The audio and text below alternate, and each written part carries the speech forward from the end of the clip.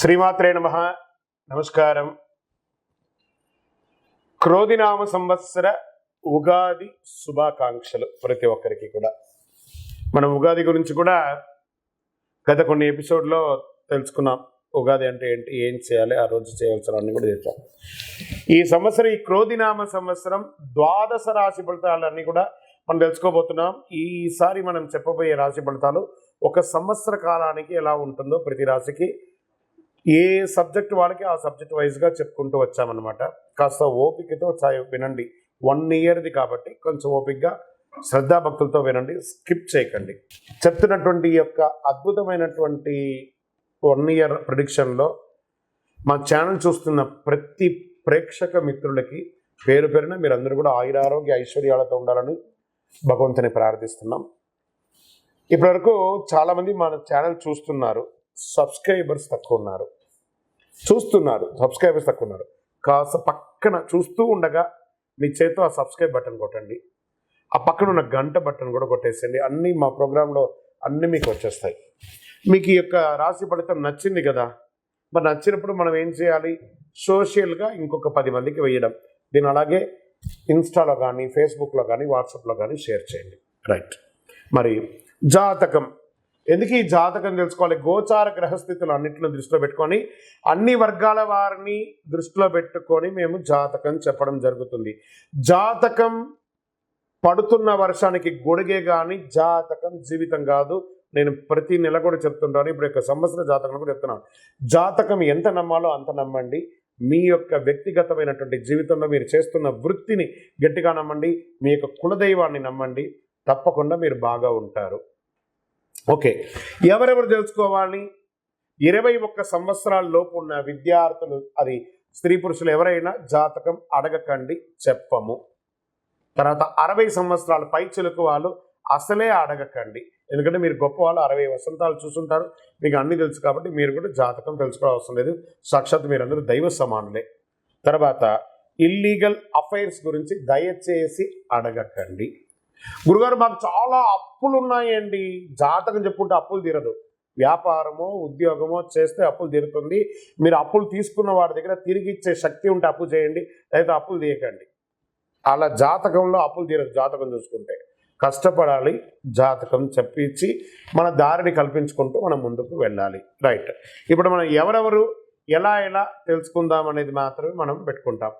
జ్యోతిషాస్త్రరీత్యా ద్వాదశ రాశుల్లో 2వ రాశి అయినటువంటి వృషభ రాశి మిత్రులారా, మీరు కృతికా నక్షత్రం 2, 3, 4 పాదములు, రోహిణీ నక్షత్రం 1, 2, 3, 4 పాదములు, మృగశిర నక్షత్రం 1, 2 పాదాలకు జన్మించిన మీరు వృషభ రాశి వారిగా పరిగణించబడుతున్నారు. మీకు ఈ సంవత్సరం క్రోధినామ సంవత్సరం శుభాశుభ ఫలితాలు ఎలా ఉన్నాయి? ఆదాయం 2, వ్యయం 8, రాజపూజ్యం 7, అవమానం 3. మే 1 నుండి గ్రహస్థితులంతా కూడాను ఈ సంవత్సరం చివరి వరకు కూడా గురుడు జన్మస్థానంలో రజతమూర్తిగాను సంచరిస్తున్నాడు. శని ఈ సంవత్సరం అంతా కూడా రాజసమందు తామ్రమూర్తిగా సంచరిస్తున్నాడు. ఇక రాహుకేతువులు ఏకాదశ పంచమ స్థానంలో సంచరిస్తున్నారు.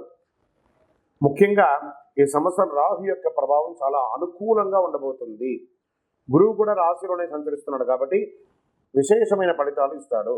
వృషభ రాశి వారికి ఖర్చు అధికంగా ఉండే అవకాశాలు బాగా కనబడుతున్నాయి.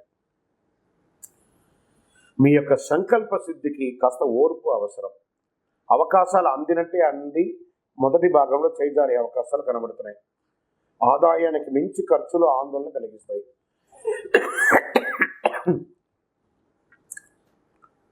ఈ సంవత్సరం ద్వితీయంలో, అంటే జూలై తర్వాత ఆగస్టు నుంచి కలిసి వచ్చే అవకాశాలు ఉన్నాయి. గ్రహ మార్పు కనిపిస్తుంది.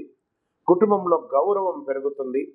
భార్యాభర్తల మధ్య ఏమైనా విభేదాలు ఉన్నట్లయితే అది ఈ సంవత్సరం తొలగిపోయే అవకాశాలు ఉన్నాయి.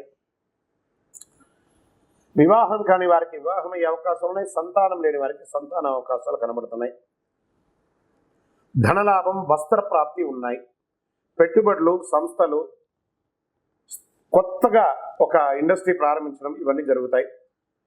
ఇంట్లో పెద్దవాళ్ళ యొక్క ఆరోగ్యం దృష్టిలో పెట్టుకోండి. వ్యాపారాల్లో మంచి అభివృద్ధి ఉంటుంది. జాయింట్ పార్ట్నర్షిప్ వ్యాపారం కూడా చాలా కలిసి వస్తుంది. ఉద్యోగస్తులకి గవర్నమెంట్ సెక్టర్ కానీ, ప్రైవేట్ సెక్టర్ కానీ, ఉపాధ్యాయులకి మంచి అవకాశం. ప్రమోషన్స్ వచ్చే అవకాశాలు ఉన్నాయి, ఉద్యోగస్తులకి ఇంక్రిమెంట్స్ వచ్చే అవకాశాలు ఉన్నాయి, మీరు కోరుకున్న చోటుకి ట్రాన్స్ఫర్స్ అయ్యే అవకాశాలు ఉన్నాయి. విద్యార్థులకి చాలా యోగకమైనటువంటి కాలం అని కూడా చెప్పచ్చు. మొదటి భాగం కొంచెం ఇబ్బందిగా ఉన్నా రెండవ భాగం చాలా కలిసి వస్తుంది. నిరుద్యోగులకి అది స్త్రీ పురుషులు ఇరువురు కూడా మంచి అవకాశాలు రాబోతున్నాయి. ఉద్యోగాల కోసం ప్రయత్నం చేసేవాళ్ళు, విదేశీయ ఉద్యోగం కోసం ప్రయత్నం చేసేవాళ్ళు, H1 వీసా ఇలాంటి వీసా కోసం ప్రయత్నం చేసేవాళ్ళు, గ్రీన్ కార్డు కోసం ట్రై చేసిన వాళ్ళు ఇస్ ద రైట్ టైం.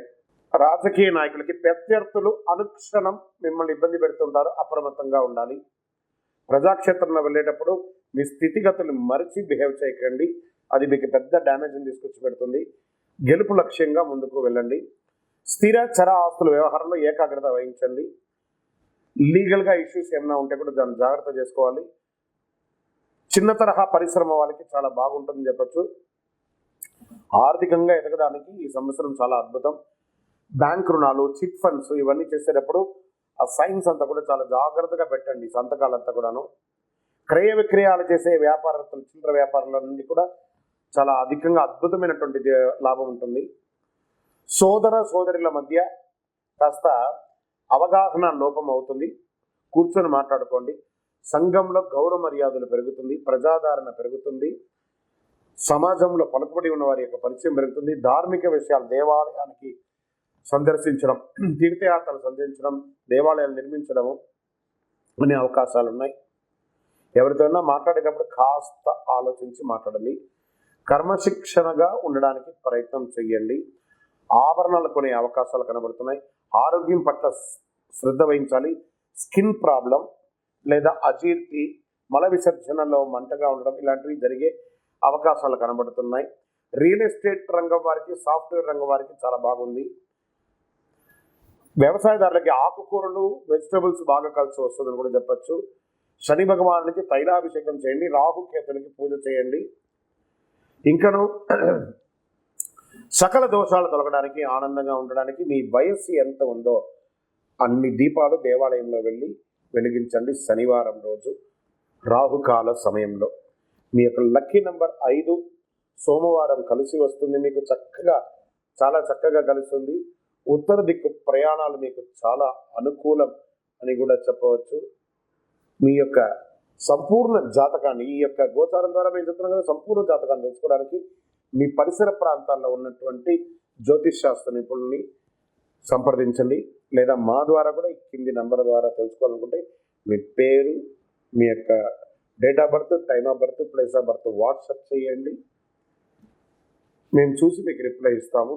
ఈ ద్వాదశ రాశి ఫలితాలన్నింటినీ చూస్తున్నటువంటి ప్రేక్షక మిత్రులారా, మీరందరూ కూడాను ఆయురారోగ్య ఐశ్వర్య భోగభాగ్యాలతో ఉండాలని అఖిలాండ కోటి బ్రహ్మాండ నాయకుడు శ్రీ ధర్మశాస్త్ర అయ్యప్ప స్వామి వారిని ప్రార్థిస్తున్నాము.